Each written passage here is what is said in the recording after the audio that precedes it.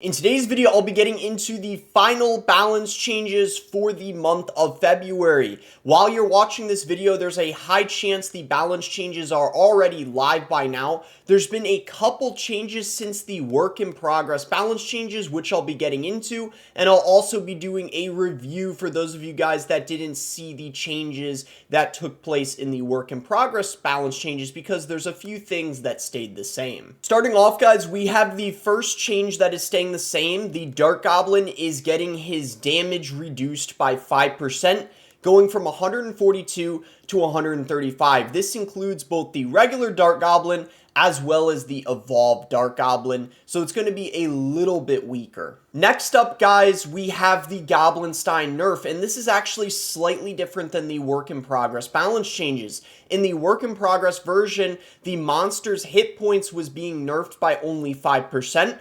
A lot of people in the community gave feedback and said that wasn't enough of a nerf with how strong the Goblinstein was, so they decided to increase it to 8%, which I think is very much deserved. So now it's going from 2,598 to 2,393, which should make it a little bit more manageable to deal with. The second difference in the finalized set of balance changes compared to the work in progress ones is they've decided to change the way that they're nerfing the Lava Hound.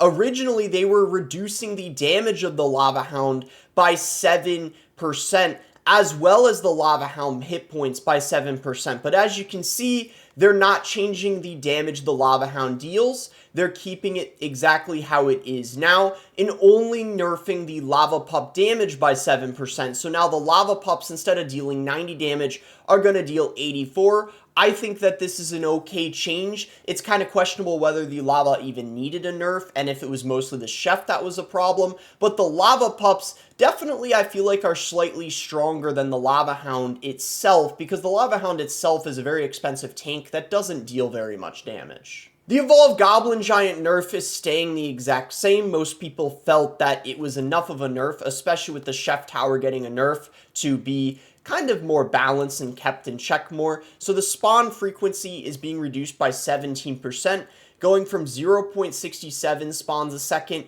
to 0.56 spawns a second. I think that this is a very good change. And the Rune Giant nerf, which stayed the same, I actually believe the Rune Giant nerf already was implemented and live in the game before the last season ended. But for those of you guys that did not see it, a recap of it is the bonus damage. If attack has multiple projectiles, the bonus damage will be divided among them. So this is going to affect the Firecracker, the Hunter, things along those lines. So instead of the Hunter being able to have that bonus damage on each pellet dealing 2,000 damage or something ridiculous, it's now going to be split among the bullets and in total doing 220 bonus damage. So definitely a very good change. So there's not cards that are absolutely broken.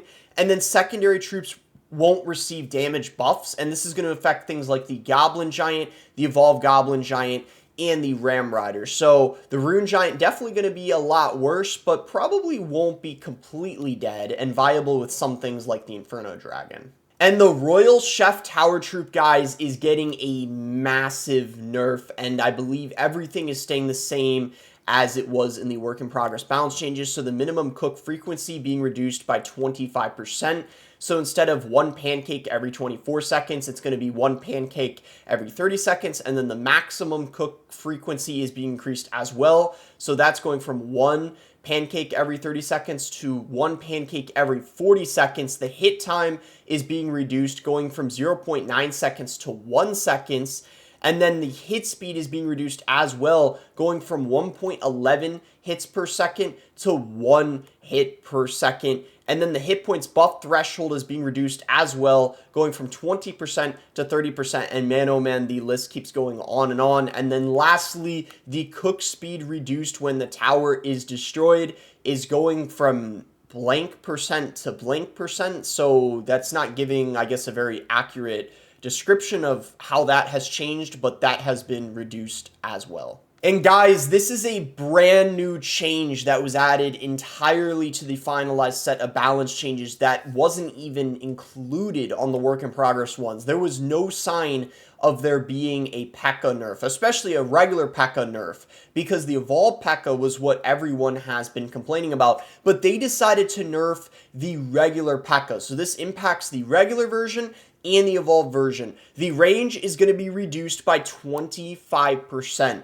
Going from 1.6 tiles to 1.2. In my opinion, this is a pretty good change, and I think this is definitely going to resolve the issue with Pekka being absolutely broken the past few months. Definitely should help with all the complaining going on, because this is going to be a very noticeable difference, and you're going to see it in a lot of different situations and interactions. The Fire Spirit buff is staying the exact same. The range is being increased by 25%, going from 2 tiles to 2.5. I like this change overall because it makes it consistent with the other spirits in the game. For example, the Ice Spirit has a range of 2.5 tiles, so I feel like it's only fair that the Fire Spirit has that range, especially because the Ice Spirit has been the stronger spirit for a while now. And a nice reminder, this actually also buffs the furnace directly, because the furnace spawns fire spirits. The furnace, just like the other spawners in the game, has been bad for such a long time, so this is a well-deserved buff to the furnace and a nice little double buff. And it's the same situation for the Musketeer, where there's multiple buffs in one. So the Furnace is getting buffed alongside the Fire Spirit. It's the same with the Musketeer. The Evolved Musketeer, as well as the 3 Musketeers, are getting buffed because of this Musketeer change. Now, it's a little different than what was in the work in progress balance changes. The first hit time is being reduced by 13%.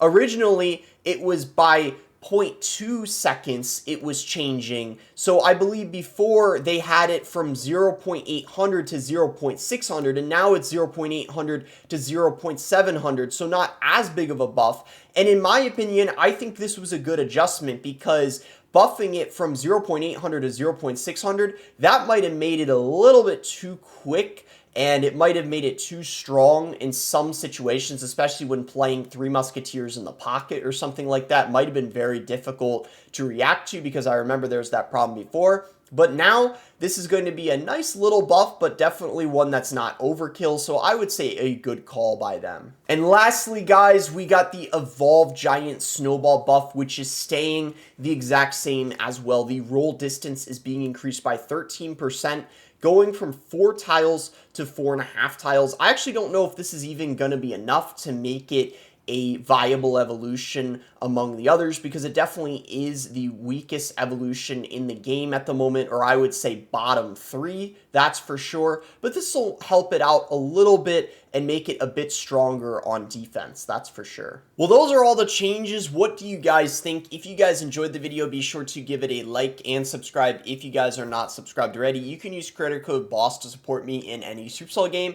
In my opinion, these changes are overall very good. They hit most of the key cards, that's for sure. They hit most of the cards that most of the community complained about, and the fact that they added in a Pekka nerf as well, I think they hit the mark overall this set of balance changes. Thanks again. Until next time, guys.